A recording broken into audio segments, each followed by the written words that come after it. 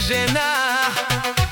Венелин казва, той никога не се предава и не пада ниско душмани с най-бързите ръце.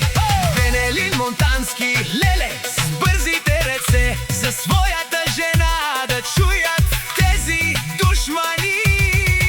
Той никога не пада, никога не се предава, има да го гледате, той е Венелин Монтански. Знайте, не се мерете с него душмани, знайте си мястото, леле.